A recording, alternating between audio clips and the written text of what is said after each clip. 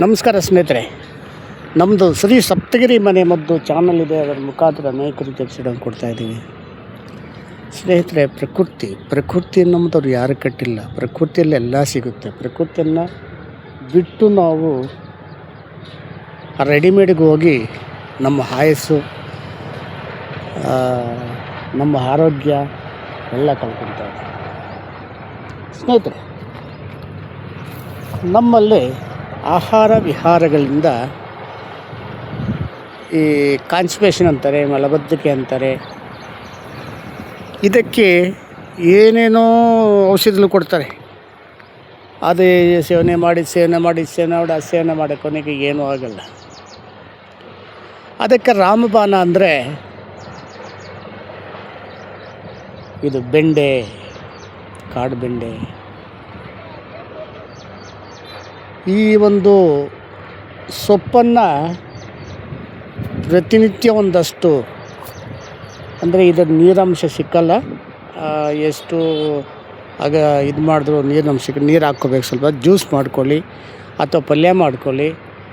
ಈ ಥರ ಇದು ಸೇವನೆಯಿಂದ ಈ ಸೊಪ್ಪು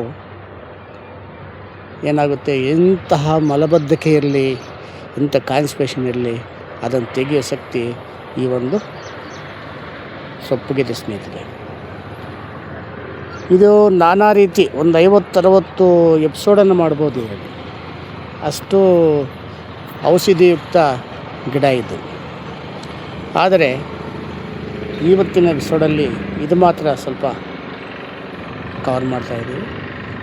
ಈ ಒಂದು ಗಿಡ ಪ್ರಕೃತಿ ಎಲ್ಲ ಕಡೆ ಕೊಟ್ಟಿದೆ, ಆದರೆ ಜನಗಳು ಇದನ್ನು ಉಪಯೋಗಿಸ್ಕೊಳ್ತಾ ಇಲ್ಲ. ಯಾರಿಗೆ ಆ ತೊಂದರೆ ಇದೆಯೋ ಅಂಥವರು ಇದೆಲ್ಲ ಕಡೆ ಸಿಗುತ್ತೆ. ಈ ಸೊಪ್ಪು ಇದನ್ನು ಕಲೆಕ್ಟ್ ಮಾಡಿಕೊಂಡು ಪಲ್ಯವಾಗೋ ಅಥವಾ ಜ್ಯೂಸ್ ಆಗೋ ಯಾವುದೋ ಮುಖಾಂತರ ಹೊಟ್ಟೆಗೆ ಹೋಗಬೇಕಿದು. ಇದು ನಿತ್ಯ ಸೇವನೆ ಮಾಡ್ತಾ ಬಂದರೆ ಒಂದು 15 ದಿವಸ ಸೇವನೆ ಮಾಡಿ ಎಲ್ಲ ಕಂಪ್ಲೀಟ್ ಹೋಗುತ್ತೆ. ನಿಲ್ಲಿಸಿ ಒಂದು 5 ದಿವಸ 6 ದಿವಸ ಮತ್ತೆ ಕಂಟಿನ್ಯೂ ಮಾಡಿ. ಇದೇನಾಗುತ್ತಂದರೆ ಅದನ್ನು ಬೇರು ಸಮೇತ ಕಿತ್ತಾಕೋ ಶಕ್ತಿ ಇದಕ್ಕಿದೆ. ಇದು ಅಷ್ಟು ಅಮೂಲ್ಯವಾದದ್ದು, ಅಷ್ಟು ಔಷಧಿಯುಕ್ತ ಇದು. ಮುಂದೆ ಏನೇನು ಎಣ್ಣೆಗಳು ಮತ್ತು ಯಾವ ನೋವಿಗೆ ಮತ್ತು ಬೀಜ ಸೇವನೆ ಯಾವುದಕ್ಕೆ, ಇವೆಲ್ಲ ತಿಳಿಸ್ಕೊಡ್ತೀನಿ.